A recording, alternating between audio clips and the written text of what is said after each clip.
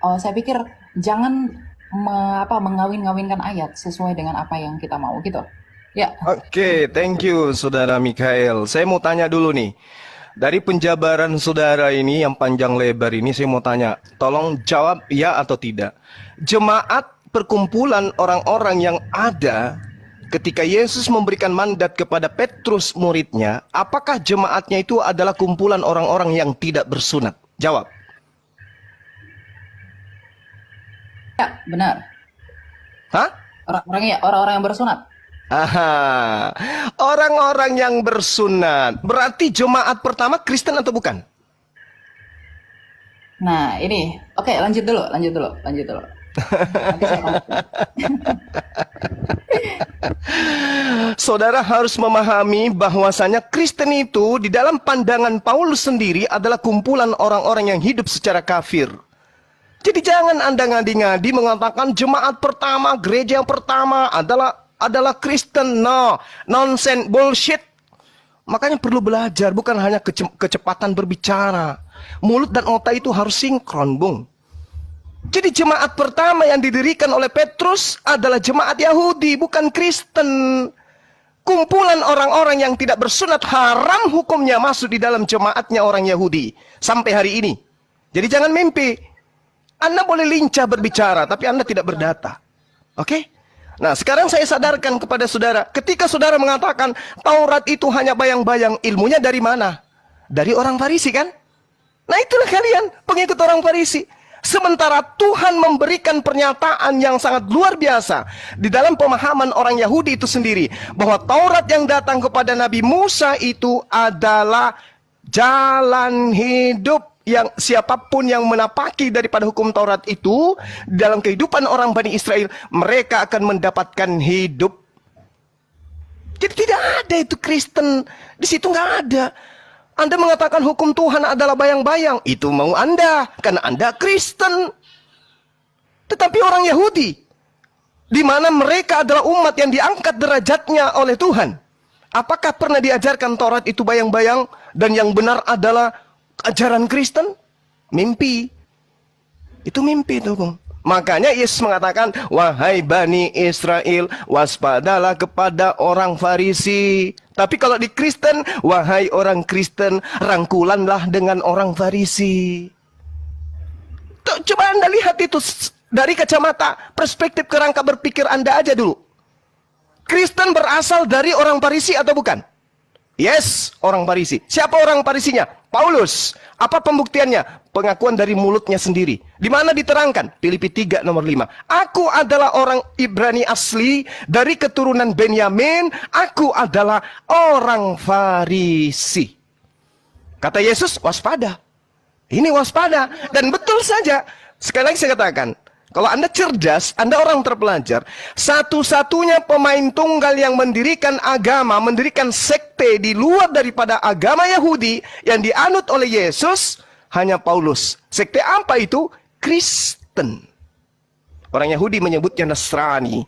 Itu diterangkan dalam Kisah Para Rasul 24 nomor 5.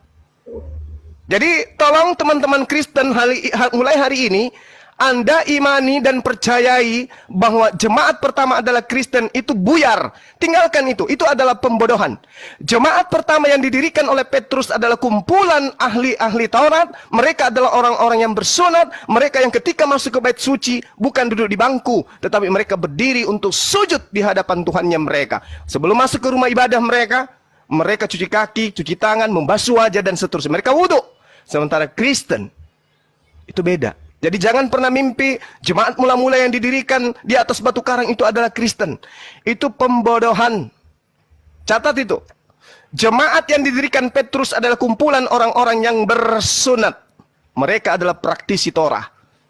Ya, catat. Sehingga ketika Anda mengatakan kami adalah Kristen awal mula dari muridnya Yesus, itu bohong. Paulus mendirikan sekte di Antioquia itu karena dia mengaku dia diutus sebagai rasul kepada orang-orang yang tidak bersunat. Maka jemaat pertama, orang-orang yang tidak bersunat, pemakan babi, adalah Kristen, dan itu tidak ada korelasinya dengan pengajaran Yesus.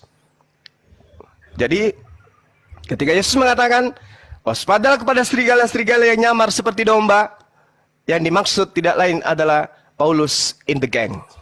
Silakan Anda bantah. Oke, ya terima kasih Pak Juma ya. Sebenarnya saya juga mau menunjukkan bahwa seringkali Bapak Juma dalam rautan argumentasinya itu gagal sekali berpikir dengan apa yang saya sampaikan. Kemudian merujuk dari apakah orang-orang Kristen yang di jemaat yang didirikan Yesus itu bersunat? Iya bersunat. Ketika saya bilang ya bersunat, langsung Bapak berpikir bahwa wah argumentasi saya sudah patah karena itu. Enggak. Sebenarnya ini hanya ketidaktahuan Anda ya. Orang Yahudi yang percaya Yesus itu tetaplah harus disunat. Karena sedangkan orang Yahudi yang percaya Yesus tidak dibebankan hukum sunat. Kisah Para Rasul 21 ayat 25. Tetapi mengenai bangsa-bangsa lain yang telah menjadi percaya, sudah kami tuliskan keputusan-keputusan kami, yaitu mereka harus menjauhkan diri dari makanan yang dipersembahkan berhala, dari darah, dari daging binatang yang mati, dan dicekik dari percabulan. Ayat 20-nya kalau kita melihat sebelum sampai kepada konklusi ini, mendengar itu mereka memuliakan Allah. Lalu yang berkata kepada Paulus, saudara lihatlah beribu-ribu orang Yahudi telah menjadi percaya dan semuanya rajin memelihara hukum Taurat. Di ayat 22-nya, tetapi mendengar tentang engkau bahwa engkau mengajar semua orang Yahudi yang tinggal di antara bangsa-bangsa lain untuk melepaskan hukum Musa. Bangsa lain untuk melepaskan hukum Musa. Bapak harus mengerti ya, bahwa ketentuan sunat itu diberikan kepada yang memang diteruskan dari Abraham, kemudian berakhir di orang-orang Yahudi dari kedua belah suku Israel ini sebagai bentuk perjanjian mereka. Kemudian selanjutnya dikatakan sebab engkau menyatakan supaya mereka jangan menyunatkan anak-anaknya dan jangan hidup menurut adat istiadat kita. Jadi kita harus mengerti teman-teman bahwa hukum sunat ini adalah hukum yang only berlaku bagi orang-orang Yahudi. Tapi karena Yesus menyatakan pergilah jadikanlah semua bangsa muridku, baptislah mereka di dalam nama Bapa, Putra dan Roh Kudus. Artinya hukum Yahudi ini tak berlaku lagi bagi dunia ini. Itu berlaku bagi mereka aja. Bagi dunia ini tidak berlaku lagi hukum sunat karena mereka sudah disunatkan melalui kematian Kristus. Inilah relevansi yang saya katakan. Saya tetap konsisten dalam argumentasi saya. Saya tidak mau gagal berpikir ya. Nah, ketika Yesus menyatakan baptislah semua orang di dalam nama Bapa, Putra, Roh Kudus, kemudian juga Paulus. Jadi Paulus ini bukan bertentangan dengan Yesus. Ini harus yang diperhatikan ya teman-teman. Paulus ini menginjil bagi dunia. Karena di ayat 21 dikatakan bahwa di antara bangsa-bangsa lain dan Yahudi dan bangsa-bangsa lain yang melepaskan hukum Musa. Artinya bangsa-bangsa lain itu tidak terikat dengan hukum Musa. Inilah mengapa orang Yahudi itu sangat fanatik dengan orang-orang di bangsa lain. Artinya memang hukum Israel yang sangat ketat ini, yang tadinya perlakuan hukum Taurat ini tidak berlaku lagi bagi bangsa lain. Makanya orang Kristen yang non-Yahudi itu tidak perlu disunatkan. Itu argumentasi yang pertama. Argumentasi yang kedua, mengapa orang-orang Yahudi atau pada masa ketika Yesus mendirikan jemaatnya yang adalah Petrus sang batu karang itu, mereka adalah orang-orang bersunat. Argumentasi yang pertama itu karena mereka adalah orang Yahudi. Kemudian argumentasi yang kedua agar itu tidak menjadi batu sandungan atas pemberitaan mereka. Paulus dengan jelas menegaskan bahwa Timotius itu haruslah disunat, gitu ya, karena si Timotius ini ibunya seorang Yahudi teman-teman yang telah menjadi percaya gitu. Sedangkan ayahnya itu seorang Yunani ya, Yunani sehingga menurut hukum Yahudi Timotius itu termasuk orang Yahudi. Jadi karena keyahudian mereka itu diwajibkan untuk bersunat gitu. Jadi orang yang di luar Yahudi, non-Yahudi tetapi Injil juga diberikan kepada mereka. Karena Yesus menyatakan bahwa Injil itu harus diberitakan kepada seluruh dunia, ya maka itu tidak berlaku gitu. Karena karunia keselamatan ini diberikan bagi semua orang gitu. Jadi penafsirannya penafsirannya itu harus relevan, jangan dikait-kaitkan yang satu dengan yang lain dan hanya untuk mengukuhkan asumsi kita gitu. Itu prinsip hermeneutika Kristen itu jelas dalam hal ini gitu ya. Jadi sebenarnya tidak ada yang bertentangan gitu Pak Juma. Silakan. Baik. Ya. Saya ulangi dengan narasi Anda yang begitu panjang. Saya mau tanya kepada saudara, menurut Yesus Injil mana yang harus diberitakan kepada semua bangsa muridnya? Jawab. Apa yang mereka saksikan itu? Semua. Bukan Injil Lukas, Injil Markus, Matius, Yohanes, surat-surat Paulus. Injil itu bukan satu establishing karena belum ada kanonisasi Oke, oke. ya. Berarti dengan kata lain Pada bukan dasarnya kitab pada saudara. Yesus. Dengan Ya. kata lain bukanlah kitab saudara yang Yesus perintahkan untuk diberitakan. Catat itu. Ya, karena memang itu belakangan dikanonkan. Ya, saya setuju. Oke, sip. Nah, Anda sudah akui, bagus. Nah, sekarang gini, ketika saudara mengatakan Taurat itu tidak berlaku untuk bangsa lain lagi, emang Taurat itu pernah berlaku untuk bangsa lain? Memang tidak pernah. Taurat itu untuk Bani Yakob. Jadi Yesus mati di atas tiang salib untuk membatalkan hukum Taurat untuk Kristen itu nggak nyambung. Yesus datang membatalkan hukum Taurat di atas tiang salib untuk Kristen tidak nyambung. Efesus 2 nomor 15, dengan matinya Yesus, dia telah membatalkan hukum Taurat beserta segala ketetapan yang ada di dalamnya. Itu nggak nyambung itu. Kenapa Paulus mengajarkan itu, orang Farisi ini mengajarkan itu, kenapa? Karena target sasarannya adalah orang-orang yang tidak bersunat. Target sasarannya adalah orang-orang pemakan babi, mohon maaf. Target sasarannya adalah penyembah-penyembah dewa. Siapa itu? Kekaisaran Romawi Yunani. Itu target sasarannya. Sehingga hukum Taurat yang berat itu menurut pandangan orang Roma dan Yunani kudu harus batal dulu baru diterima oleh mereka. Makanya pernyataan Paulus itu jelas. Jadi kalau Anda mengatakan Taurat tidak berlaku lagi untuk bangsa lain, Bung, Anda belajar di mana? Hukum Taurat itu untuk Bani Israel, bukan untuk non-Israel. Maka sekarang hai orang Israel, dengarkanlah ketetapan dan peraturan yang kuajarkan kepadamu untuk dilakukan supaya kamu hidup. Ini untuk orang Israel. Jangan kau menambahi, jangan kau mengurangi. Ulangan 4, satu perikop Anda baca. Anda nggak nyambung di situ. Kemudian ulangan 6. Inilah perintah, yakni ketetapan dan peraturan yang kuajarkan kepadamu atas perintah Tuhan Allahmu yang dilakukan di negeri di mana kamu pergi untuk mendidikinya. Supaya seumur hidupmu, engkau, anak cucumu, takut akan Tuhan, berpegang pada segala ketetapan yang dan perintahnya yang disampaikan kepadamu, supaya lanjut umurmu. Maka dengarlah, hai orang Israel. Tak ada itu, Bang. Taurat itu untuk Bani Israel. Kalau Anda kurang yakin, silakan Anda baca di dalam Ulangan 33. Hukum yang ada untuk Bani Yakub saja, bukan untuk Anda. Jadi kenapa Yesus mati untuk Anda? Apa hubungannya? Kalau Yesus datang untuk membatalkan dalam perspektif Anda menggenapi, kenapa untuk Anda? Anda sopo? Di dalam di Ulangan 33 dijelaskan, Musa telah memerintahkan hukum Taurat kepada kita, satu milik bagi jemaah Bani Yakub. Anda Bani Yakub? Bukan. Satu lagi. Yeremia 31:31. Aku akan membuat perjanjian baru dengan Bani Israel dan Bani Yehuda. Anda Bani apa? Hah? Bukan Anda. Jadi ngapain Yesus mati di atas tiang salib untuk Anda? Ngapain?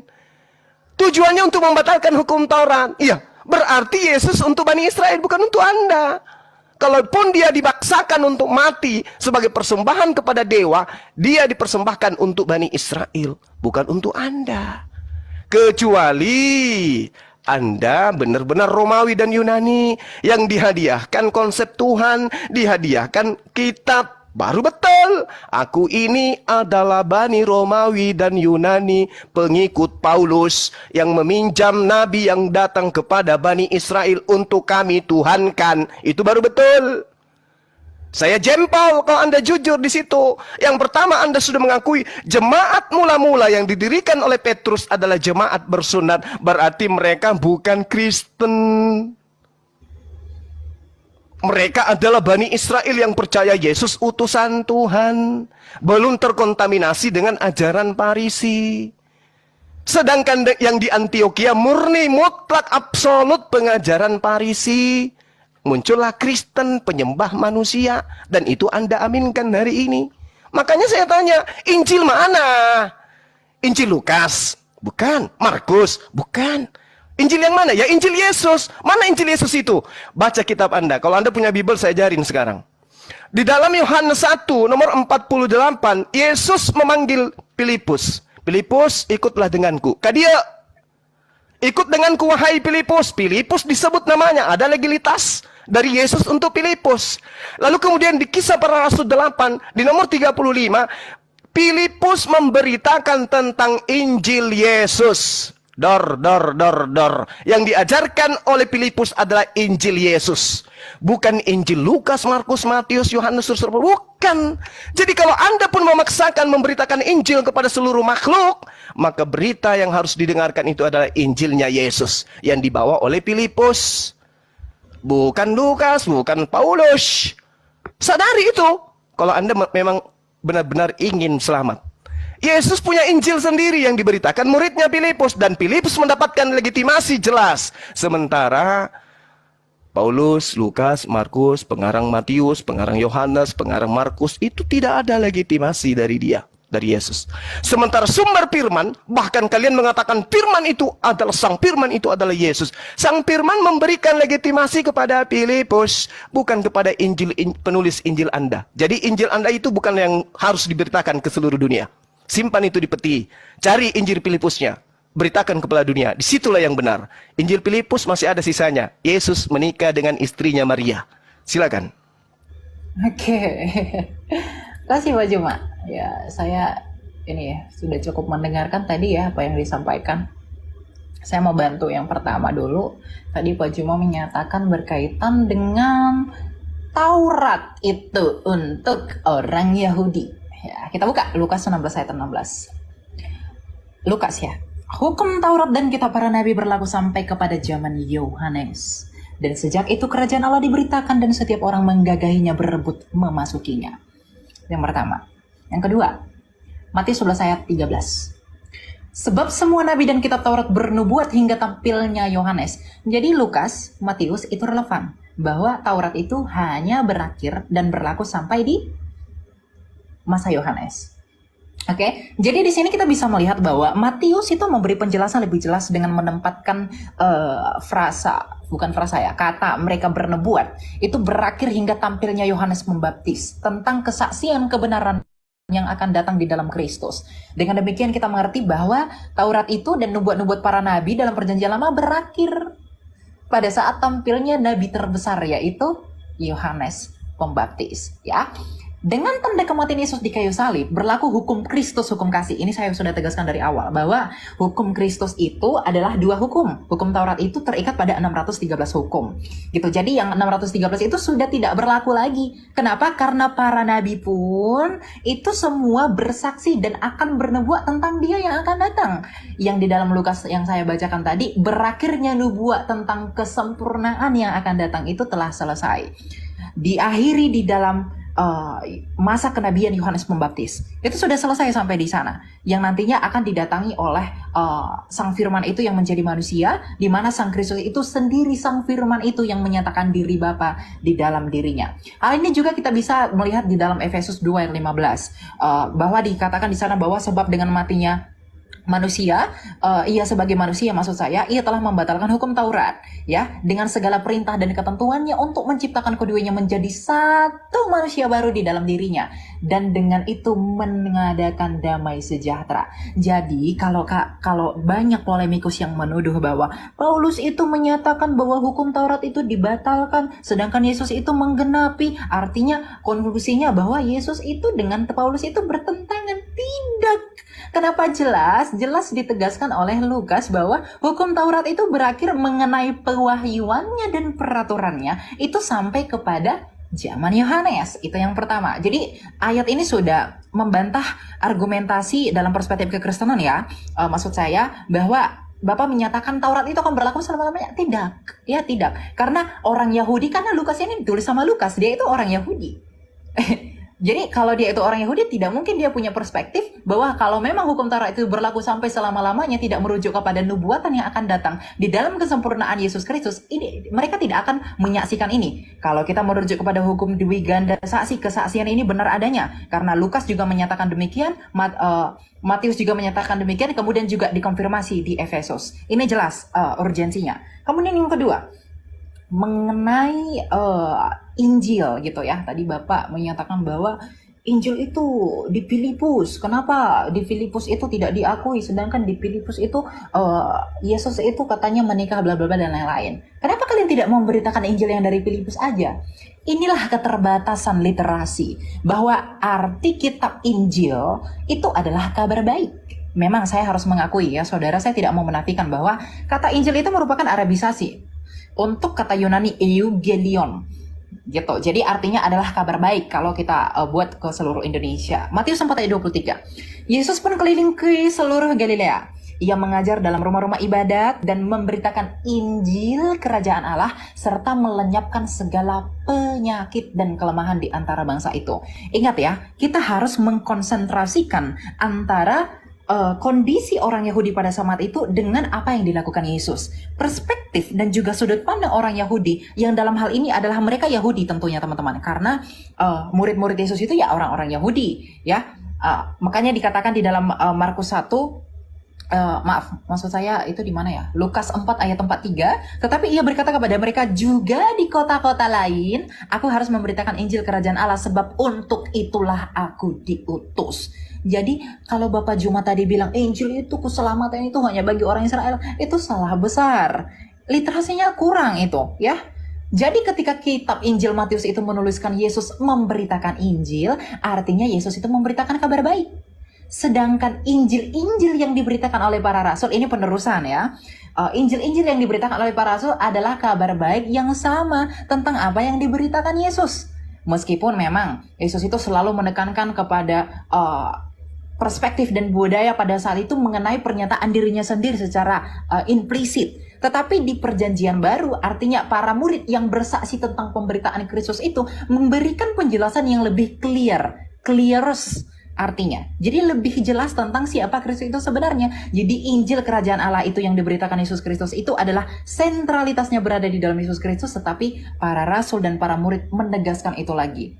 Hubungannya dengan apa? Dengan amanat agung Yesus Kristus bahwa Injil itu harus diberitakan ke seluruh dunia. Jadi Injil itu tidak terbatas pada apa yang ditulis murid tertentu saja Bapak Juma, tapi itu merujuk kepada kabar baik. Kabar baik itu dalam hal ini telah disampaikan Yesus bahwa kamu harus membaptis orang di dalam nama Bapa, Putra dan Roh Kudus. Ini relevansinya dengan apa? Dengan keselamatan yang Yesus tawarkan itu, dengan mengalahkan maut, dengan kematian dan kebangkitannya di kayu salib. Jadi kabar baik di sana adalah karena ketika Yesus itu menyatakan bahwa hidup di zaman pada saat itu, dia belum mati. Jadi Injil kerajaan Allah itu yang merujuk kepada dirinya sendiri. Sedangkan ketika Yesus memberi mandat dan amanat agung baptislah mereka di dalam nama Bapa, Putra dan Roh Kudus, dia sudah mati tapi bangkit kembali. Artinya Yesus secara implisit menyatakan kepada murid-murid, sampaikan ke dunia bahwa aku telah mati, aku telah bangkit, dan aku naik ke surga dan baptis mereka di dalam nama Allah Tritunggal agar mereka dapat diselamatkan. Inilah yang disebut dengan kabar baik itu. Tidak bertentangan dengan apa yang Yesus ajarkan. Saya juga bingung dengan rautan argumentasi apa Anda mengkait-kaitkannya dengan Filipus, kemudian juga menuduh bahwa Yesus itu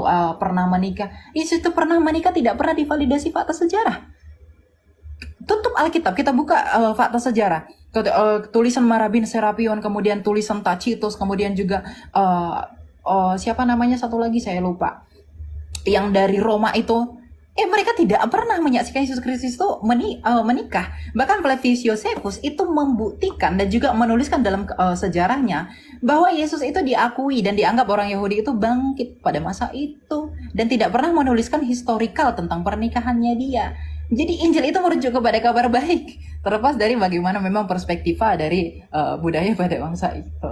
Gitu Pak Juma ya. Terima kasih. Oke, baik ya. Jadi Paulus sendiri mengakui di dalam Galatia 1 nomor 6, aku heran bahwa kamu begitu lekas berbalik daripada dia yang oleh kasih karunia Kristus memanggil kamu dan mengikuti satu Injil yang lain. Ya. Jadi saudara harus memahami bahwa Dari zaman Paulus aja, Injil-Injil itu sudah bertebaran. Banyak Injil yang kemudian ada pada masa itu. Sehingga ketika saudara mengatakan bahwasanya Injil yang Anda maksud adalah yang diberitakan kabar gembira, Paulus yang menorehkan catatannya sendiri mengatakan bahwa banyak Injil lain, ya, banyak Injil lain yang ada pada masa itu. Bukan hanya kitab saudara yang sekarang ini mencari jalan untuk membatalkan hukum-hukum yang datang kepada Bani Israel. Saudara dengan entengnya mengatakan bahwasanya hukum Taurat itu hanya berlaku pada masa Yohanes sampai masa Yohanes. Itu maunya Anda. Ilmu Anda itu Anda dapatkan dari mana? Dari Lukas. Lukas iki sopo? Anda mengatakan Lukas ini orang Yahudi. Data Anda dari mana? Lukas aja dari namanya itu adalah nama orang Roma. Oke? Dan tidak ada catatan yang mengatakan bahwa Lukas itu orang Yahudi. Tidak. Lukas itu jelas oleh tradisi Kristen sendiri menduga dia berasal dari Antioquia, Syria. Dan dia berdarah Yunani. Lalu ketika saudara mengatakan dia orang Yahudi, ilmu dari mana Anda dapatkan itu? Ya, ilmu dari mana? Lukas itu tidak dikenal oleh Yesus. Ya. Nah, lalu kemudian ketika Anda mengatakan hanya sampai kepada Yohanes, berarti Anda menyelisih pernyataan Yesus. Di dalam kitab saudara sendiri menerangkan, Yesus berkata bahwa hukum Taurat itu lebih mudah langit dan bumi lenyap daripada setitik dari hukum Taurat itu batal. Mana yang benar ini? Pengakuan Yesus atau pengakuan Lukas? Yang mana yang benar? Sementara Yesus sendiri, sabar. Yesus sendiri mengatakan demikian. Terus di dalam kitabnya orang Yahudi terkait dengan Taurat, itu dijelaskan, janganlah kau menambahi, jangan kau mengurangi. Jadi jangankan batal, dikurangi aja tidak bisa. Ilmu Anda dari mana? Hanya ingin melegalkan ajaran Farisi, kemudian Anda mengatakan bahwa hukum Taurat itu berlaku hanya sampai di Yohanes saja. Berarti ada pengurangan.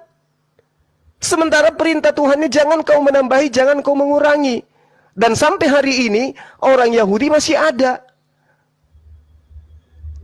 Sedangkan Injil yang diberitakan kemudian oleh Filipus jelas adalah Injil Yesus.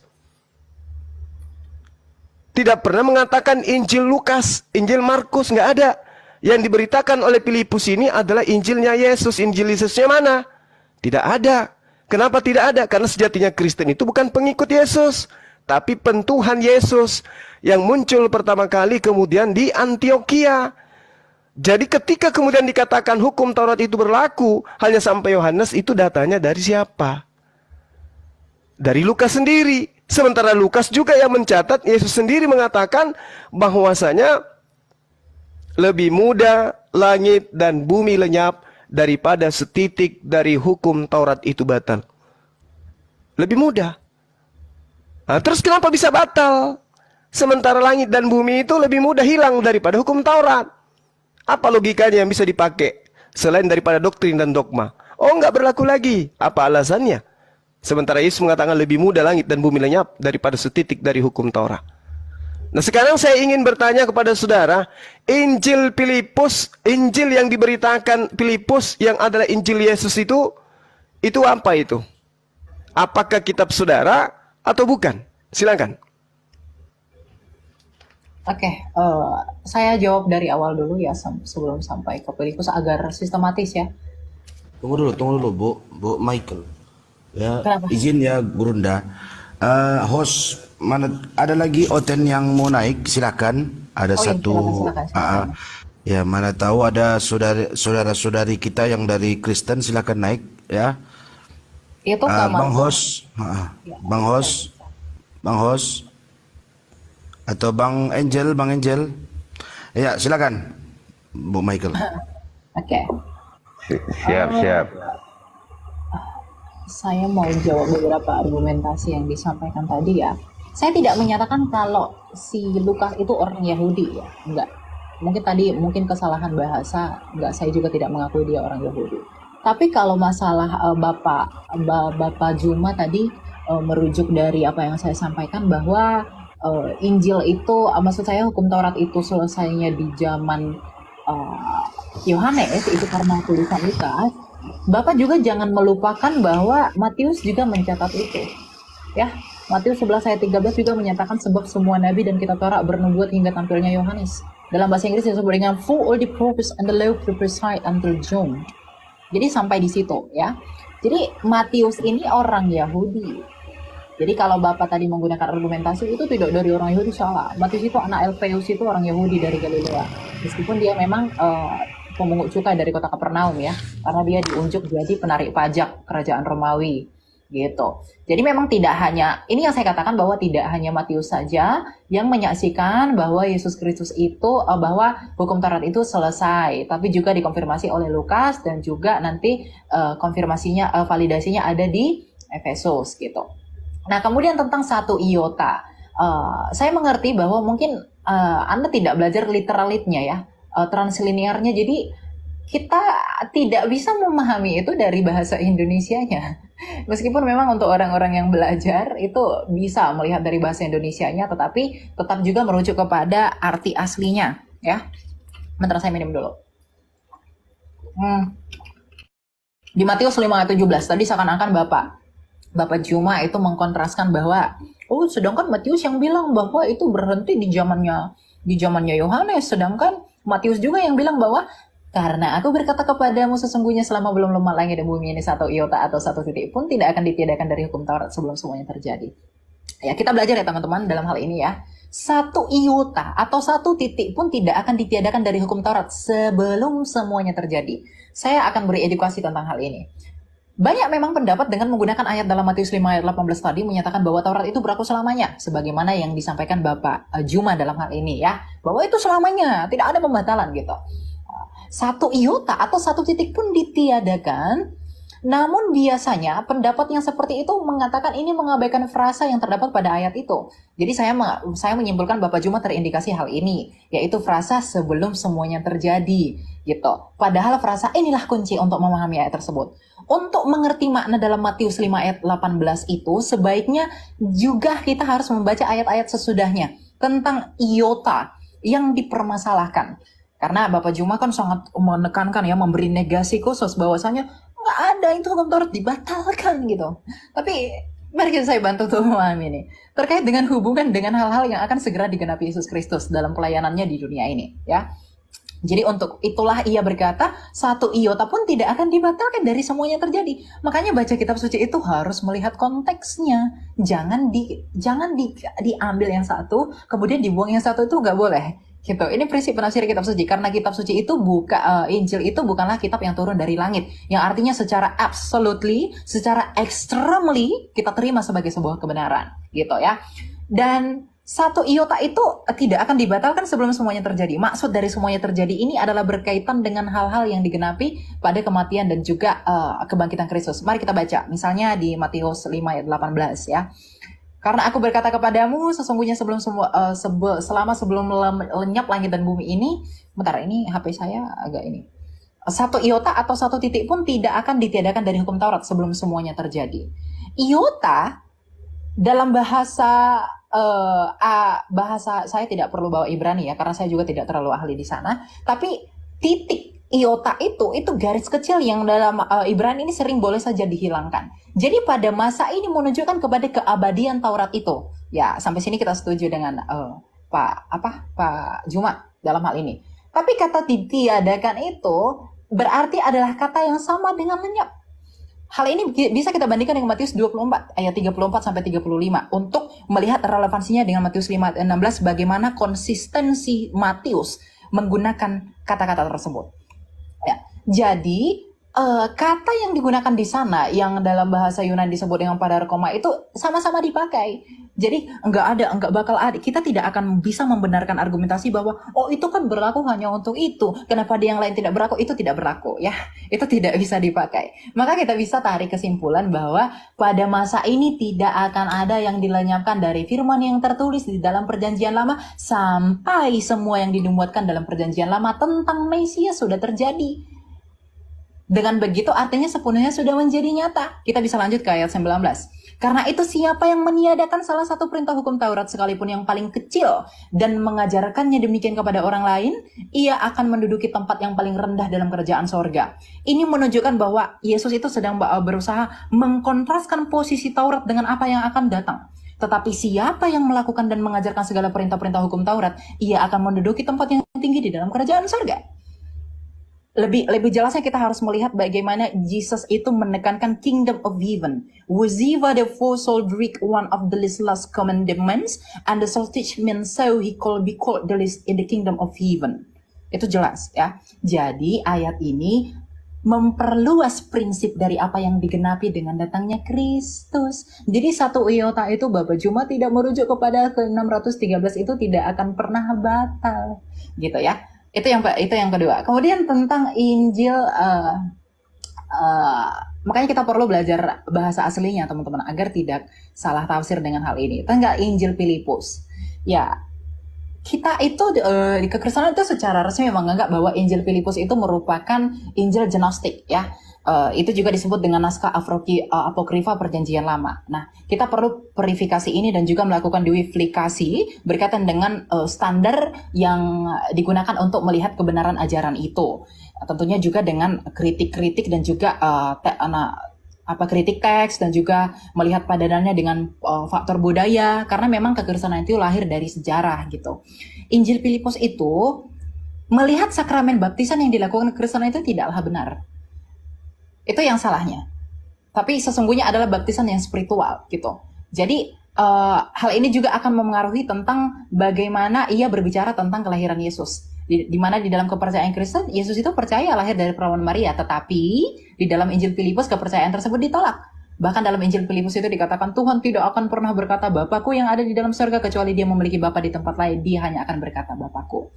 Kemudian ia juga salah konsepsi tentang penciptaan. Jadi tidaklah salah bapak-bapak gereja dan para pendahulu orang-orang yang kritis berkaitan dengan kekristenan ini mengatakan bahwa memang Filipus itu tidak dianggap. Jadi kalau bapak membawa apokrifa untuk menyerang yang benar, itu salah sekali. Jadi takutnya Anda teridentifikasi untuk terkena logical fallacy ya gitu. Jadi ambillah hal-hal yang kami anggap sebagai sebuah kebenaran untuk menyatakan kebenaran yang Anda maksudkan itu. Gitu. Jadi apa yang disampaikan dalam Injil Filipus ini juga tentunya kontras dengan apa yang disaksikan sejarah. Seperti yang saya katakan bahwa Injil itu sangat dikonfirmasi oleh sejarah. Tulisan-tulisan para sejarawan itu menyatakan bahwa Yesus itu tidak pernah menikah. Karena kalau kita melihat dari gayanya orang Semitik berbicara tentang riwayat hidup tentang seseorang, dia harus menjelaskan itu, apalagi berkaitan dengan pernikahan. Tapi sayangnya sejarawan yang berasal dari kalangan itu tidak menyatakan demikian. Gitu. Jadi jadi nggak usah curhat. Kita kembali ke tema, nggak usah curhat kemana-mana. Iya, Bu. itu. Jadi gini. Shalom, selamat siang. Anda mencoba menarasikan. Bentar dulu Bang Juma. Tolong Anda buktikan dulu, baik menurut Al-Quran maupun kitab-kitab lain di mana tertulis Yesus menikah. Monggo silakan. Kalau nggak ada Anda penistaan. Monggo silakan. Saya gini Bang Juma. Tunggu. Tadi Anda menarasikan Yesus menikah di kitab Filipus. Yang jadi pertanyaan saya, di mana di Al-Quran bahwa Yesus menikah? Soalnya gini, Muhammad dalam Al-Quran dijelaskan semua siapa saja istri-istrinya yang mau dia nikahi. Ada turun ayat untuk membantu itu. Gak masuk akal kalau sebenarnya Nabi Isa menikah, nggak ada ceritanya di Al-Quran. Sementara di Al-Quran diceritakan Isa membuat dari burung aja diceritakan, semua diceritakan, tapi mengenai pernikahannya tidak diceritakan. Tolong tunjukkan.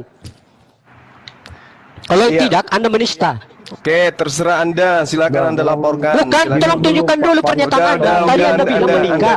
Anda diam. Kamu mau berdiskusi atau tidak? Kalau nggak kamu diam. Iya, diskusinya kita berbagus. Anda diam. Tunjukkan dalil. Anda diam. Jangan tunjukkan dalil. Jangan buat kesesatan. Tunjukkan dalil. Anda tentukan waktu kita bahas itu. Oke? Siapapun dari kalian akan saya lumat habis. Paham? Gak usah terlalu sombong kali. Ya. Sekarang kita masuk ke dalam pengajaran Yesus. Anda mencoba untuk menarasikan ajaran Kristen untuk membantah ajaran Yesusnya. Oke, sah-sah saja Anda hebat di dalam membangun narasi. Torah itu batal. Kenapa? Ya, memang itu tujuan Kristen. Anda didukung oleh pengajaran-pengajaran Farisi untuk menyatakan itu. Yes. Tetapi tolong Anda hargai kitabnya orang Yahudi ini yang mengatakan jangan kau menambahi, jangan kau mengurangi. Anda tidak bisa membatalkan kitabnya orang dengan membawa narasi dari Farisi, nggak bisa. Bahkan Yesus sendiri, kalau Anda percaya bahwa itu adalah ucapan Yesus, jelas sekali dikatakan dalam kitabnya, Hos ean aon leise. Meanton enton nauton, ton alasistion, kai de dase haus ton taus antropos, elaksitos kelekstetai, ente pasilei. Artinya apa? Tidak boleh. Barang siapa yang meniadakan, membatalkan setitik, meskipun yang paling terkecil. Coba. Lantas Anda kemudian mengatakan, oh sebelum disalib, saya katakan mohon maaf, saya harus mengatakan maaf, 1000 maaf. Anda tidak belajar dengan logika sehat Anda, hanya iman. Yesus mengatakan apa di sana? Tidak akan menempati tempat, dia akan menempati tempat yang terendah. Dia akan menempati tempat yang hina di dalam kerajaan langit. Ketika dia membatalkan setitik pun, meskipun yang paling terkecil. Kata siapa? Kata Yesus. Oh, Anda akan larikan sebelum semua terjadi. Apa semua terjadi itu? Sebelum saya disalib. Wow. Penyaliban Yesus itu tidak ada takarannya di dalam pengajaran Taurat. Penyaliban Yesus itu murni, takarannya adalah ajaran paganisme. Taurat di dalam takarannya penebusan dosa sebagai korban penghapus salah itu binatang, bukan manusia, apalagi Tuhan. Anda mencoba untuk menyelisih ajaran Yesus dengan menambah-nambahkan sebelum aku disalib, sebelum aku mati di atas tiang salib. Bung, itu ajaran dari Roma. Coba Anda baca Filipi 5 nomor 2. Yesus mempersembahkan dirinya sebagai persembahan yang harum untuk Theos. Theos mana yang menginginkan persembahan manusia? Anda tidak akan pernah bisa temukan.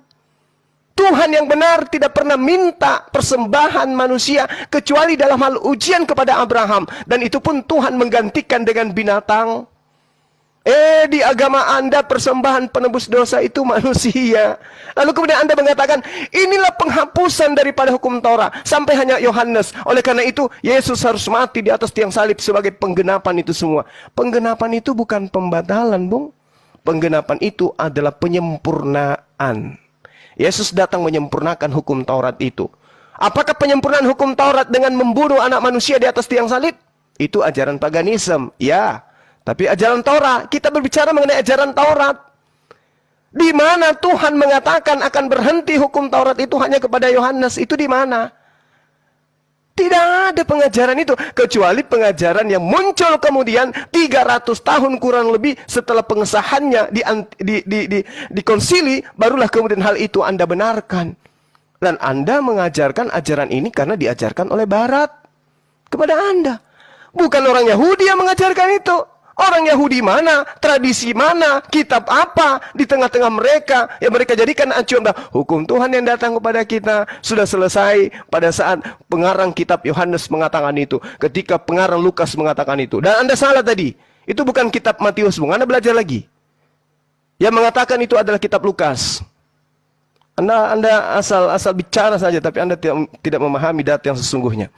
Jadi saya katakan sekali lagi kepada saudara, Yesus sendiri mengatakan, siapa yang meniadakan hukum Taurat meskipun yang paling terkecil, dia akan menempati tempat terhina di langit. Apa itu? Neraka. Makanya kalian diusir oleh Yesus. Enyahlah daripadaku kalian semua pembuat kejahatan. Siapa yang tidak membuat kejahatan? Yang melakukan kehendak Bapa. Apa kehendak Bapa? Hukum Taurat. Jadi siapa yang tidak melakukan hukum Taurat, berarti mereka tidak berlaku berdasarkan atas kehendak Bapa. Siapa yang tidak berlaku kehendak Bapa, dia diusir. Kemana? Ke neraka. Mana dalilnya? Matius 13:50. Baca itu. Tak ajarin, ambil pulpen, catat. Ya, Anda boleh menarasikan agama Anda, silakan. Oh, berlata-lata, berapi-api Anda menjelaskan. Tapi yang Anda jelaskan itu untuk kemudian menyangga ajarannya Yesus adalah pengajaran orang Farisi. Ya percumi. Percumi. Anda didukung ajaran Farisi. Wah, dengan berbagai macam narasi yang Anda bangun. Tapi membantah dengan ajaran Farisi menghantam ajaran Yesus. Nggak bisa. Yesus sendiri mengatakan, barang siapa yang meniadakan setitik pun dari hukum Taurat meskipun yang paling terkecil, maka dia akan menempati tempat terendah, tempat terhina di dalam kerajaan langit. Siapa itu? Kristen. Kristen membatalkan itu semua dengan pola yang diajarkan oleh orang Farisi. Bagaimana dengan Tuhannya sendiri? Jangan kau menambahi, jangan kau mengurangi, agar kamu hidup. Barang siapa yang menambah mengurangi, dia mati. Masih kurang. Jadi Anda kemudian membantah pengajaran Yesus. Jangan kau menyangka aku datang untuk meniadakan. Aku datang untuk menggenapi. Menggenapi itu bukan berarti menghilangkan, membatalkan. Menggenapi itu artinya kalau dia 9 digenapi menjadi 10. Berarti semakin banyak, semakin sempurna. Bukan malah semakin hilang. Dengan matinya Yesus di atas tiang salib, dia telah membatalkan hukum Taurat beserta segala ketetapan yang ada di dalamnya. Dan itu Anda aminkan. Jadi sekali lagi saudara, saya tidak sedang membahas Injil Filipus. Saya sedang membahas Injilnya Yesus yang Filipus beritakan kepada orang-orang yang ada pada masa itu. Baca di dalam kitab saudara. Itu kisah, itu sejarah. Konon ceritanya adalah cerita tentang rasul-rasul. Bede. Katanya sih, tapi menurut saya itu bukan. Jadi ketika Anda mengatakan bahwasanya Yesus membatalkan hukum Taurat, itu tidak ada datanya. Yang ada datanya, orang Farisi mengajarkan dengan matinya Yesus di atas tiang salib, maka hukum Taurat itu batal. Yesus sendiri mengajarkan apa? Tidak setitik pun dihilangkan, lebih mudah langit dan bumi lenyap daripada setitik dari hukum Taurat itu batal. Berarti nggak boleh batal. Barang siapa yang meniadakan meskipun yang paling terkecil, maka dia akan menempati tempat terhina. Nah, silakan Anda terima keadaan itu. Ya. Coba Anda renungkan, silakan. Oke. Saya mau ajak ini ya, mengetahui beberapa hal. Tadi Bapak Juma yang tersayang ya, tadi bawa Matius 5 ayat 19. Berkaitan dengan, karena itu siapa yang meniadakan salah satu perintah hukum Taurat, sekalipun yang paling kecil, dan mengajarkannya demikian kepada orang lain. Coba kita pelajari kata use, yang merupakan verba yang ditulis dalam bentuk aorist active subjunctive, dan kita korelasikan dengan bagaimana penafsiran kasuistik orang Yahudi. Ya. Use itu berarti meniadakan. Meniadakan itu relevan dengan memperlunak, kemudian juga memperlemah, dan lain-lain gitu, yang dilakukan oleh orang-orang Farisi. Dan kita mengikuti perspektif mereka. Bagaimana penafsiran mereka yang saya katakan tadi itu sifatnya itu kasuistik. Mereka membuat hukum Taurat itu dapat gampang dilaksanakan karena memperlemah dan memperlunak kuasa moral hukum Taurat itu.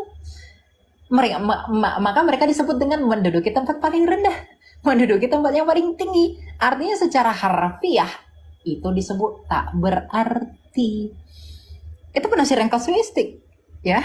Sebaliknya, Yesus itu menyatakan bahwa yang melakukan dan mengajarkan segala perintah-perintah hukum Taurat, ia akan menduduki tempat tinggal, ya, tempat yang tinggi ya, tempat yang tinggi di dalam kerajaan sorga. Segala perintah yang merujuk kepada apa yang dinyatakan Yesus itu merujuk kepada hukum Taurat di Perjanjian Lama, dan hal-hal yang segera menyusul, yakni rumusan Kristus yang lebih dalam tentang hukum Taurat yang menunjukkan kepada penggenapan sesungguhnya. Kita bisa bandingkan ini misalnya dalam Matius 5 ayat 38, Matius 22, kalau nggak salah pokoknya di antara ayat 34 sampai ayat 34, dan Yesus Kristus itu merujuk kepada dirinya yang akan segera mengajarkan kegenapan Taurat, dan revitalisasi yang ia rumuskan itu menjadi hukum kasih. Hal ini kita bisa lihat di dalam ayat 20 misalnya di Matius 5. Saya tidak keluar dari konteks ya, meskipun tadi Pak Juma membawa narasi lain, tapi nanti saya akan jawab itu ya. Di Matius 5:20 itu dikatakan bahwa maka aku akan berkata kepadamu, jika hidup keagamaanmu tidak lebih benar daripada hidup keagamaan ahli-ahli Taurat dan orang Farisi, sesungguhnya kamu tidak akan masuk ke dalam kerajaan surga. Kita bisa melihat ini padanan yang saya katakan tadi, bahwa kebenaran yang ada di sana itu lebih tepat daripada hidup keagamaan. Jadi kebenaran itu lebih tepat daripada hidup keagamaan. Ini urgensi kekristenan, ya. Jadi lebih benar bukan berarti lebih besar. Ahli-ahli Taurat yang adalah orang yang menganggap dirinya sebagai pengajar hukum Taurat, kemudian mereka adalah Farisi yang kemudian orang-orang yang mengaku mengajarkan hukum Taurat mengerjakan, maksud saya, masuk dalam kerajaan surga itu tidak tergantung pada hubungan Allah, dan ini harus diperlihatkan dalam kehidupan dan ajaran yang bersifat mendalam itu. Ini yang Yesus revitalisasi. Jadi saya tadi sudah menerangkan dari bagaimana transit interlineasinya berkaitan dengan satu iota itu merujuk pada apa. Kemudian tadi Bapak Juma menyatakan kalau satu iota tidak ada, selalu penekanannya di sana, dan di sana. Tapi tidak melihat konteks dekatnya. Saya pikir ini kesalahan berpikir yang sangat fatal. Ya, kemudian yang kedua, tadi juga mana ya, Bapak Juma tadi menyatakan, saya catat tadi berkaitan dengan berkaitan dengan enyahlah gitu, bahwa mereka yang sesat itu enyahlah mereka yang menyebut aku Tuhan Tuhan, melainkan dia melakukan kehendak Bapakku di sorga. Tadi Bapak Juma itu menyatakan bahwa kehendak Bapakku di sorga merujuk kepada Taurat, ya, merujuk kepada Taurat. Di sini juga kita harus lihat Matius 7 ayat 22 itu, ayat 22 itu merujuk kepada latar belakang yang ada di sana. Jadi kita nggak boleh comot-comot Bapak Juma. Bapak Juma itu tidak boleh mempersamakan persepsi bagaimana kitab yang ada di dalam kepercayaan saudara itu sama dengan perspektifnya kami. Tidak tentunya, ya. Karena kita harus lihat latar belakangnya. Karena setiap ayat itu punya maksud dan tujuan sesuai kontennya dan konteksnya. Maka sebaiknya ayat ini tidak dicuplik 2 ayat saja sebagaimana yang Bapak Juma lakukan. Tetapi kita mundur sedikit ke belakang, kita mulai dari ayat 15 sampai ke 23. Saya tidak akan baca karena itu terlalu lama, tapi jelas pada konteks Matius 7 ayat 15 sampai 23 itu tentang pengajaran sesat. Jelas sekali konteks Tuhan Yesus itu memberikan peringatan kepada murid-muridnya bahwa nanti akan ada orang-orang yang melakukan abusement tentang pengajaran Tuhan yang sebenarnya. Mereka ini bertindak seolah-olah sebagai nabi atau pengajar. Ya, itu memang sudah dibuktikan saja ada banyak ajaran sesat yang menentang keilahian Yesus, kemudian juga rumusan Tritunggal. Meskipun dalam perspektif kekristenan hal ini merupakan hal yang dimaksud kepada apa yang dirujuk oleh Yesus Kristus, gitu. Hal ini pula dinegasikan oleh Yesus Kristus di dalam Matius 24. Jadi seperti yang kita temukan bagaimana kepalsuan itu banyak tentang nabi-nabi palsu yang bersaksi dan lain-lain, itu merujuk kepada hal pengajaran sesat yang disampaikan Yesus. Jadi kehendak Bapa di surga itu tidak merujuk kepada kamu harus melakukan hukum Taurat. Karena kalau dengan demikian maka kontradiksilah isi yang disampaikan Matius ini dengan Matius juga yang menyatakan bahwa semuanya sudah berakhir ketika zaman Yohanes. Karena di dalam Matius 11 ayat 13, Matius buka sendiri, Matius 11 ayat 13, Matius berbicara sebab semua nabi dan kitab Taurat bernubuat hingga tampilnya Yohanes. Jadi tidak mungkin Yohanes memperkarakan dan menyatakan 2 hal yang berbeda dan kontradiksi, kalau memang Anda menafsirkannya demikian. Jadi sebenarnya itu adalah penafsirannya itu yang harus holistik. Jadi tidak ambil satu kemudian buang yang lain. Gitu. Jadi apa yang dimaksudkan Pak Juma dalam hal ini dalam rangka menuduh kekristenan, ketika kekristenan itu datangnya dari Paulus, tidak sesuai dengan ajaran Yesus, kemudian juga tidak sesuai dengan apa yang disampaikan Matius, ayat Alkitab itu kontradiksi. Kekontradiksian itu saya pikir lahir dari ketidakmengertian kita tentang konteks dan budaya orang Yahudi pada saat itu. Dan kemudian juga berkaitan dengan kata yang Bapak Juma sampaikan tadi tentang yang siapa yang melakukannya itu mendapat tempat paling hina. Kita harus memahami bahasa mereka, karena bahasa mereka itu bukan bahasanya orang Indonesia yang dengan mudah bisa dapat dimengerti, karena sangat kompleks. Bahasa Semitik itu sangat kompleks, gitu. Jadi demikian Pak Juma. Oke, saudara harus memahami lebih jauh. Kitab Anda itu bukan bahasa Semitik, itu bahasa Yunani, bahasa Greek. Ya, jadi Anda jangan mengatakan bahasa yang ada dalam kitab saudara itu harus dipahami berdasarkan dengan rasa bahasa Semitik. No, itu bukan bahasa Semitik, bahasa Yunani, bahasa Yunani. Nah, kemudian ketika Anda membawa Matius, Anda mengatakan kontradiksi dong. Ya, wajar kontradiksi. Toh penulis Matius itu bukan si Lewi murid Yesus, bukan. Apa pembuktiannya? Baca Matius 9 nomor 9.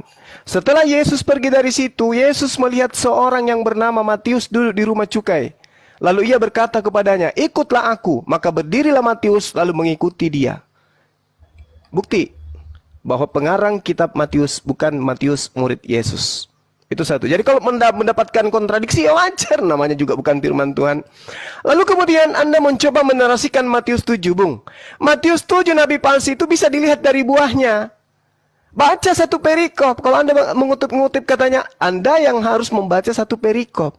Dari buahnya itu jelas. Apa buah dari pengajaran nabi palsu? Memanggil Yesus Tuhan. Bermujizat dengan menggunakan nama Yesus.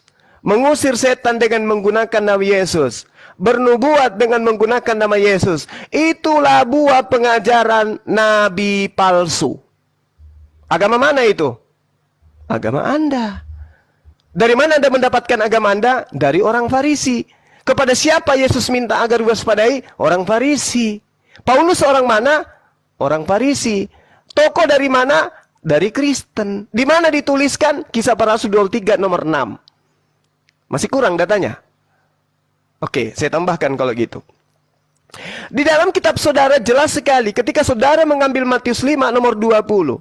Maka aku berkata kepadamu, jika hidup keberagamaanmu tidak lebih benar, apakah Kristen dengan mempersembahkan manusia sebagai korban penebus salah, penebus dosa itu benar?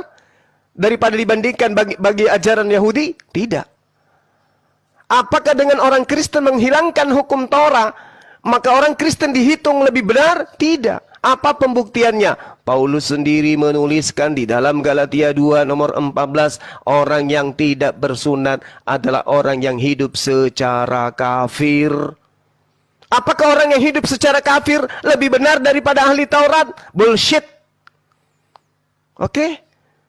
Jadi bukan Kristen yang dimaksud hidup lebih benar daripada hukum Taurat itu, daripada hidup dengan keagamaan di ahli Taurat, bukan. Tidak boleh kemudian Anda mengatakan bahwasanya Matius 5 nomor 20 cerminan pembatalan hukum Taurat dan yang benar adalah Kristen. Bullshit. Justru Matius 5:20 ini tidak boleh mengikuti Kristen. Saya bacakan ayatnya supaya Anda paham. Maka aku berkata kepadamu, aku Yesus, jika hidup keagamaanmu tidak lebih benar daripada orang Farisi yang hidup dalam ahli Taurat, dan tidak lebih benar dari orang-orang Farisi, sesungguhnya kamu tidak akan masuk ke dalam kerajaan surga. Berarti ada kehidupan yang harus lebih benar daripada orang Kristen. Oke? Paulus ini orang Farisi, pendiri agama Kristen, harus hidup beragama yang lebih baik dari agama yang diajarkan Farisi, yaitu Paulus, yaitu Kristen. Harus. Itu yang Anda harus paham. Jadi tidak ada pembatalan hukum Taurat di dalam pengajaran orang Israel. Termasuk Yesus. Nggak ada. Jika hidup keberagamaanmu tidak lebih baik dari orang Farisi. Artinya dari agama yang didirikan oleh orang Farisi. Maka kamu tidak akan masuk ke dalam surga. Nah ini data di dalam kitab saudara. Yang dicatat oleh orang yang menuliskan tentang Yesus bertemu dengan Matius. Tapi dia bukan Matius. Tolong dipahami itu dengan baik. Kemudian, ketika saudara mengatakan bahwa hukum Taurat itu berlaku hanya kepada Bani Israel, apakah hanya sampai kepada Yohanes saja? Terus apa hubungannya dengan Kristen? Yesus datang untuk Bani Israel. Yesus berpesan kepada ke-12 muridnya agar jangan ke bangsa lain. Yesus meminta hanya ke bangsa muridnya. Semua bangsa yang dimaksud adalah bangsa muridnya. Apa pembenarannya? Lihat di dalam Yosua yang saya katakan tadi. Yosua 10 jelas sekali dikatakan di sana. Nomor 21.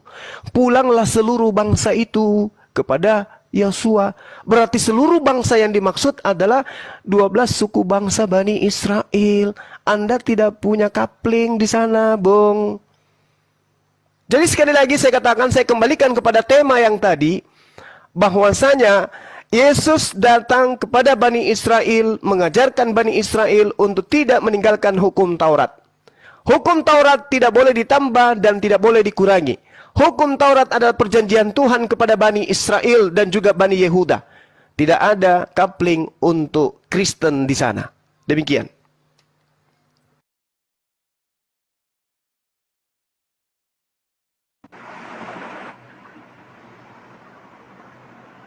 Oke, Mbak Mikael, silakan ditanggapi.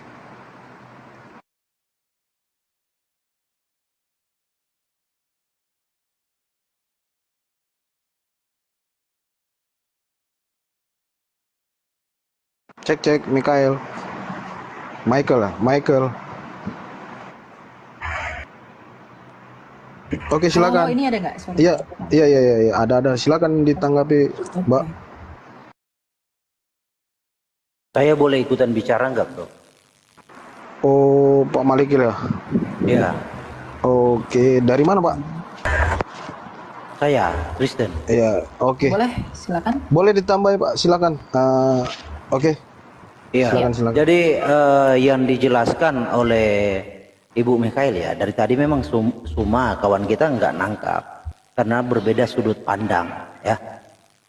Tentang hukumnya, hukum itu pada mulanya nggak ada. Lalu adanya kapan hukum itu? Ketika Israel ya ingin hukum tersebut, lalu diberikanlah hukum itu. Nah, dengan tujuan mereka akan taat terhadap hukum itu perjanjiannya. Ya, tetapi pada kenyataan, ketika seiring waktu mereka di padang gurun, ya berkelana 43 tahun, mereka tidak mampu melakukan hukum itu. Jadi yang dimaksud oleh Kristus tentang hukum Taurat, ya itu digenapi, itu jauh sudah terbilang ketika Yakub ya, ayahnya ya, orang-orang Israel ya, Yakub disebut Israel. Di dalam Kejadian 49 ayat 10 dikatakan di sana segala ketetapan itu akan berlaku sampai kepada Sang Silo tampil, Sang Silo tampil ya. Jadi kenapa berlaku Sang Silo tampil dan kenapa Yesus itu menggenapi hukum itu? Jadi yang dimaksud dengan menggenapi hukum itu Kristus ya Tuhan sendiri itu mewakili manusia melakukan hukum tersebut supaya olehnya manusia yang tidak mampu melakukan hukum tersebut bisa terselamatkan. Jadi manusia itu hanya bisa selamat karena mengikuti Kristus, bukan karena mengikuti hukum itu. Karena tidak ada manusia yang bisa melakukan hukum tersebut. Itu yang dimaksud, yang dijelaskan oleh Ibu dari tadi. Ya, begitu kira-kira. Silakan ya, Ibu Mikael. Sebelum saya tanggapi dulu mungkin. Boleh Pak. Boleh Pak, silakan. Iya, oke. Jadi Saudara Herdi, Anda mencoba menarasikan kitabnya orang Yahudi dengan mendudukkan Yesus di sana sebagai penggenapan dengan kata Silo. Bung, coba kamu cermati deh. Apa yang diterangkan oleh Tuhan di sana? Lo Yasur, tongkat kerajaan Tuhan. Ini tidak akan berpindah. Tidak akan beranjak dari Yehuda. Ataupun lambang pemerintahan dari kakinya tidak akan berpindah kemanapun. Sampai dia yang berhak atasnya itu datang. Apa tanda daripada kedatangan daripada yang berhak ini? Tandanya adalah oknum tersebut mampu menaklukkan bangsa-bangsa dengan hukum yang ia bawa. Bangsa apa yang ditaklukkan Yesus? Ketika dia datang kepada Bani Israel. Menaklukkan Yudas aja nggak bisa. Jadi jangan kamu menganggap bahwa orang semua bisa dengan mudah didoktrin dan didogma dengan mimbar gereja, nggak bisa. Di situ sangat jelas dikatakan yikahat amim. Artinya seluruh bangsa-bangsa itu takluk kepada oknum yang dimana dia diserahi tugas untuk menyampaikan firman Tuhan kepada seluruh bangsa-bangsa. Apakah Yesus pernah melakukan itu? Tidak. Dia hanya untuk Bani Israel. Ajarannya untuk diajarkan dia utusan Tuhan. Kepada Bani Israel aja, dia tidak mampu menaklukkan hukum Tuhan. Wahai Bani Israel, aku adalah utusan Bapa kepadamu. Bani Israel mengatakan, bukan. kamu itu anak Maria, anak Pantera, kamu itu anak hasil dari persinahan. Jadi Anda mimpi kalau Anda mendudukkan Kejadian 49 itu nomor 10. Cari oknum yang mampu menaklukkan hukum-hukum kepada bangsa lain. Oknumnya itulah yang dinubuatkan dalam Kejadian 49:10 itu. Yesus gugur segugur-gugurnya. Ya, dia datang untuk Bani Israel. Berhasil? Tidak. Itu Saudara Herdi, supaya Anda pelajari lagi. Silakan. Oke, saya tanggapi ya. Mohon maaf, saya Ibu potong mau dulu ya Pak. Pak, mohon maaf. Bang Rido, tolong dinaikin itu siaran terpental itu dia. Bang Rido, monitor. Bang Yuansa. Oke, dilanjut Pak. Oke. Oke. Jadi mungkin semua lupa baca ayat 11-nya ya. Tongkat kerajaan tidak akan beranjak dari Yehuda ataupun lambang pemerintahan dari antara kakinya sampai dia sang Silo datang yang berhak atasnya, ya, yang berhak atasnya. Maka kepadanya akan takluk bangsa-bangsa. Ini sinkron dengan Yesaya 42 bahwa ia akan memaklumkan, memeteraikan hukum bagi bangsa-bangsa. Begitu yang terjadi kepada Yesus yang menggenapi. Ya, kalau Anda mau bertanya, Yesus menguasai dunia? Iya, dia menguasai. Ya, Yesus menguasai bukan hanya bangsa-bangsa, ya, maut pun dikuasai, kawan. Jadi dia dalam konotasi menguasai dunia, semua manusia yang mau bertobat, percaya kepadanya, selamat. Itu bukti bahwa dia mampu memberikan keselamatan kepada semua orang. Itu bukti. Kalau you berbicara tentang penguasaan seperti raja, di dalam pemahaman Yahudi itu ada dua sudut pandang. Mesias bin Yosef dan Mesias bin Daud. Seperti yang terjadi urutannya, Yosef hadir duluan baru Daud. Ya kan? Yosef hadir dulu. Ya, Yusuf hadir dulu baru Daud hadir. Nah, demikian juga rencana Tuhan terjadi atas manusia. Jadi dia datang dalam tipologi Ben Yosef. Ben Yosef seperti yang terjadi kepada Yusuf. Dia dijual, dia disesa, dia tidak disukai oleh saudaranya. Demikian terjadi kepada Yesus. Itu. Lalu kapan dia menjadi Mesias Ben Daud? Seperti yang dipahami perkasa. Nah, di dalam tipologi itu Tuhan kasih contoh kepada manusia. Hei manusia, Mesias itu akan seperti Daud dan Saul. Ketika Daud dilantik menjadi raja, Saul itu masih menjadi raja atas Israel. Itu tipologinya. Jadi ketika Daud dilantik oleh Nathan menjadi raja atas Israel, Saul masih menjabat sebagai raja. Nah, Daud belum bisa menjadi raja secara totalitas, tetapi sudah dilantik menjadi raja. Demikian Kristus Yesus. Ketika dia hadir 2000 tahun yang lalu, dia sudah dilantik sebagai raja. Kapan Yesus akan menjadi raja secara totalitas atas alam semesta? Ketika kerajaan dunia ini selesai atau akhir zaman. Itu sama seperti ketika kerajaan Saul berakhir, disitulah Daud menjadi raja secara totalitas atas Israel. Demikian Yesus akan seperti itu. Begitu. Jadi Yesus itu adalah keturunan dari Yehuda, ya, bukan dari jalur lain. Jadi di sini sebenarnya tidak imbang dalam diskusi ini, kawan-kawan. Kan dari sedikit, jangan dipotong. Tidak imbangnya gimana? Karena dari sudut pandang kawan-kawan, tidak satupun memenuhi kriteria untuk bisa layak untuk ikut serta, kecuali dari kawan-kawan itu ada garis keturunannya dari Yehuda, baru bisa dianggap layak. Kalau nggak ada ya percuma, kawan. Oke. Ya, lanjut. Saya tanggapi, Bung. Sabar, Bang. Saya tanggapi dulu, Saudara Herdi. Habis ini baru Saudara masuk. Ya, selain saya ya, soalnya saya mau ada ini lagi. Silakan, lanjut. Oke. Bung, Anda tidak akan bisa meloloskan Yesus, nggak akan pernah bisa. Dia nggak layak untuk duduk menjadi raja, karena dia keturunan Yoyakim. Itu kena sumpah dia tuh. Anda baca Yeremia, biar Anda paham. Yeremia 30. Nah, sehingga ketika Anda mencoba mengambil data di dalam Yesaya 42 sebagai penggenapan Kejadian 49 nomor 10, Anda akan semakin jauh ketinggalan di sana. Kenapa? Tuhan harus disenangkan. Resata nafsi jiwaku sebagai Tuhan harus disenangkan. Kenapa? Karena saya menempatkan ajaranku, semangatku, ideku, gagasanku ke atas hambaku itu. Sehingga dia mengatakan apa? Natatiruhi Allah mesfat, tentang keadilan. Coba, aku akan menyimpan rohku, hukum-hukumku, keinginanku, ideku, gagasanku di atasnya, agar ide dan gagasanku itu yang berupa hukum-hukum dia tegakkan kepada seluruh bangsa-bangsa di atas muka bumi ini. Yesus lakukan. Anda mengatakan, yes, itu bullshit.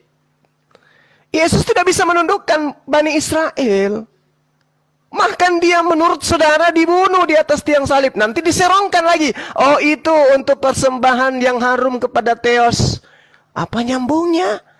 Yang datang ini, yang ada padanya semangat Allah, ruhi, yang datang dariku, kata Tuhan, dia akan menaklukkan hukum-hukumku kepada seluruh bangsa. Yesus menaklukkan hukum apa rupanya? Dia mati. Justru hukum-hukum Tuhan dihabiskan oleh Yesus menurut pengajaran Paulus. Dengan matinya Yesus, dia telah membatalkan hukum Tuhan beserta dengan segala ketetapan yang ada di dalamnya. Lalu bagaimana dia mau menegakkan hukum Tuhan kalau dia sendiri membatalkannya? Hukum Tuhan yang mana lagi? Sementara ketetapan hukum-hukum aturan yang datang kepada Bani Israel melalui Nabi Musa alaihissalam, itulah hukum yang harus ditegakkan kepada bangsa-bangsa. Mampu tidak Yesus? Tidak. Justru menurut Paulus, mati Yesus itu untuk membatalkan hukum Tuhan. Jadi untuk menggenapi Yesaya 42 nomor 1 itu kayak mana caranya? Lihat hambaku yang kupegang, orang pilihanku, kepadanya aku berkenan. Aku menaruh rohku ke atasnya. Natatiruhi Allah. Dia kepadanya aku berikan kehendakku untuk dia hukumkan kepada bangsa-bangsa. Yesus untuk mengajarkan Yudas aja nggak sanggup. Bahkan orang-orang di luar bangsa Yahudi hanya disebut sebagai guguk. Lalu gimana ceritanya menggenapi itu? Sekali lagi saya katakan kepada saudara Herdi, Anda terlalu jauh tertinggal, Bung. Silakan. Oke. Iya, silakan. Ya maaf Pak Malik ya. Oke, saya mau jawab yang tadi itu dua arah dengan saya ya, Bapak Juma, karena sebentar lagi saya ada diskusi. Ya, bentar. I'll lead in a bit. I'll get myself for you guys. My start first. We're having the pretty dance discussion. Oke, sorry guys.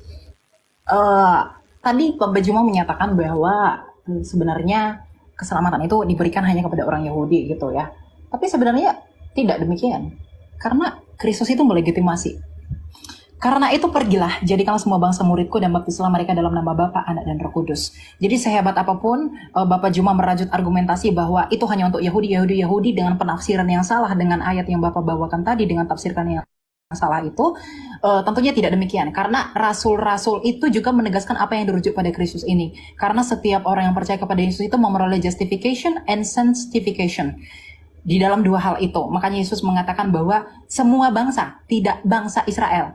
Ketika mungkin Bapak menyatakan bahwa tadi, dia aku diutus hanya untuk domba-domba Israel gitu. Kemudian ketika kita berhadapan dengan Matius 28 ayat 19, itu mungkin akan terkesan konotatif negatif. Bahwa hal ini terlihat bahwa, waduh kenapa ini bertentangan gitu. Sebenarnya tidak. Itulah pentingnya mengapa saya katakan perlu memerhatikan konten dan juga konteks dari ayat tersebut. Jadi memang Injil itu diberikan ke seluruh dunia karena orang yang kepada umat yang diberitakan itu mereka menolak itu. Jadi nanti makanya dalam penafsiran hermeneutika akhir zamannya Kristen dalam eskatologi itu disebutkan bahwa nanti setelah genap dulu semua orang di seluruh dunia yang di luar Yahudi masuk kepada kekristenan, artinya tergenapi menjadi orang pilihan, kemudian nanti akan menyusul dari bangsa Israel itu sendiri. Yang tadinya mereka yang terdahulu, kemudian mereka menjadi yang terakhir. Yang tadinya orang yang di luar itu terakhir, mereka menjadi yang terdahulu. Itu dinyatakan oleh firman Tuhan. Kita bisa melihat ini dalam 1 Korintus 9, 24, 25, sama 27. Oke? Kemudian berikutnya, aku ingin menegaskan kembali tentang Taurat tadi ya. Karena Bapak Juma sangat menekankan lagi-lagi dan berkali-kali berkaitan dengan satu tidak akan dihilangkan gitu. Saya lebih baik menyarankan belajar prinsip kasuistik dalam pemahaman orang Ibrani, dalam pemahaman orang Yahudi, gitu, agar kita tahu translinernya itu artinya apa dari satu iota yang saya maksudkan tadi. Apa sebenarnya arti satu iota sebelum semuanya terjadi itu tidak akan dihapuskan, gitu. Lagi dan lagi saya menekankan kepada bahwa kita itu tidak boleh menafsirkan di luar daripada konteksnya. Oke, kemudian yang berikutnya ini yang terakhir ya. Bentar, saya tadi Pak Juma juga sempat menyinggung berkaitan dengan inilah yang membuktikan bahwa itu Injil yang dibawakan oleh Paulus dengan Yesus itu berbeda gitu. Saya sebenarnya sudah memberi argumentasi yang sangat mendalam berkaitan dengan apa sebenarnya yang dimaksud dengan Injil itu ya. Karena memang kekristenan itu mengakui bahwa Yesus itu merupakan sentralitas dari keselamatan itu yang dapat didapatkan hanya melalui perkabaran Injil itu saja, gitu. Jadi apa yang dikabarkan oleh para murid itu sentralitasnya kepada Yesus Kristus, sedangkan Yesus Kristus memberikan muara dan juga inisiasinya, gitu. Jadi kalau tadi ditafsirkannya bahwa oh tidak, keselamatan ini hanya untuk Israel, kamu jangan pede. Saya pede karena Yesus berkata semua bangsa. Jadi kita menjadi pede. Keselamatan itu dianugerahkan bagi dunia. Karena begitu besar kasih Allah akan dunia ini sehingga ia mengaruniakan anaknya yang tunggal. Apakah dunia ini hanya dipenuhi oleh orang Israel? Kan tidak. Kemudian juga ucapan Yesus tadi berkaitan dengan relevansinya terhadap ayat tersebut. Ini tidak kontradiksi, tapi penafsirannya harus diperhatikan. Karena mereka itu menggunakan majas-majas dan bahasa orang-orang Semitik yang khas dengan pola pikir dan juga cara berbicara orang itu. Gitu. Ya, mungkin itu yang bisa saya sampaikan teman-teman. Thank you banget buat Pak Juma dan teman-teman yang lain. Soalnya ini satu. Oke. Ya. Baik. Ya, jadi saya Iya. izin turun ya. Soalnya saya ada. Siap. Makasih, salam kenal ya. Terima Nanti kasih. kita Salam dia lah. kenal, Mbak. Oke. Thank you. Oke, Thank you oke. teman-teman. Ya. Oke, terima kasih. Host, ada teman kita di bawah dinaikkan. Nanti dia menggantikan Host. saya untuk sementara. Ya, Selamat Tungri ya. Bang Rido. Iya. Selamat tunggu ya. Assalamualaikum warahmatullahi wabarakatuh, host teman-teman. Waalaikumsalam warahmatullahi wabarakatuh. Waalaikumsalam Bang Sidi. Iya, saya bantah dulu yang tadi itu ya. Jadi seluruh bangsa kemudian itu berapa kali saya harus mengatakan di dalam Yosua 10:21 segala bangsa yang dimaksud di situ adalah Bani Israel. Yosua 10:21 ini cerminannya, pulanglah seluruh bangsa itu dengan selamat kepada Yosua. Bukan berarti seluruh bangsa yang ada di atas muka bumi ini seluruh manusia. Tidak, bangsa yang dimaksud dalam tradisi Yudaism itu adalah Bani Israel. Ketika berbicara mengenai bangsa, mereka tidak mengenal bangsa lain. Tidak dianggap bangsa kita ini. Tidak dianggap umat kita yang di luar Bani Israel oleh mereka. Begitu juga Yesus. Makanya ada cerminan orang di luar Yahudi dipanggil Gog oleh Yesus. Karena di luar Yahudi tidak dianggap bangsa. Sehingga bangsa yang dimaksud adalah 12 suku bangsa Bani Israel.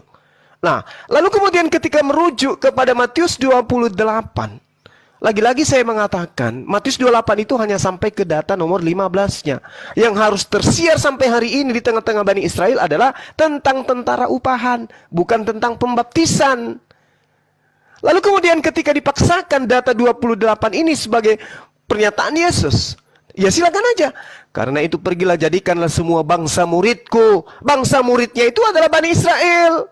Baptislah mereka dalam nama Bapa, Anak dan Roh Kudus. Tak ada masalah. Baptis nama Bapa. Apa itu Bapa? Tuhan pencipta langit dan bumi menurut mereka. Apa itu Anak? Utusan Tuhan, Nabi, Rasul kepada mereka. Apa itu Roh Kudus? Penyampai firman kepada Yesus sebagai perantara. Yang masalah kalau dibaptis lalu dituhankan tiga-tiganya. Tapi kalau didudukkan perkara tiga-tiganya ini sebagai duduknya yang sebenarnya, kedudukan yang sebenarnya tidak ada masalah. Bapa sebagai Tuhan, Yesus sebagai Rasul, Roh Kudus sebagai penyampai firman, tidak ada masalah. Tapi kalau dituhankan tiga-tiganya baru bermasalah. Kemudian data nomor 20-nya. Dan ajarlah mereka melakukan segala sesuatu yang telah kuperintahkan kepadamu. Mana perintahnya Yesus supaya orang menyembah dirinya? Ada? Tidak ada. Berarti Kristen bukan ajaran Yesus. Berarti betul, Matius 28 nomor 19 merujuk kepada bangsa Bani Israel. Jadi Bani Israel harus melaksanakan segala perintah Yesus. Bukan perintah Paulus yang menuhankan Yesus itu, bukan. Karena menuhankan Yesus itu bukan perintah Yesus. Sementara yang harus diajarkan adalah segala perintah yang kuajarkan kepadamu. Berarti ajarannya memang hanya untuk Bani Israel saja. Saya kira gitu sederhananya ya teman-teman sekalian, bahwa ternyata ya kita belum menemukan dari pihak Kristen yang unggul pengetahuannya terhadap Bible itu sendiri. Silakan. Dinda Slamet dinaikkan host. Saya tanggapi Bang ya. Slamet, Slamet Kores. Tungri. Iya, silakan.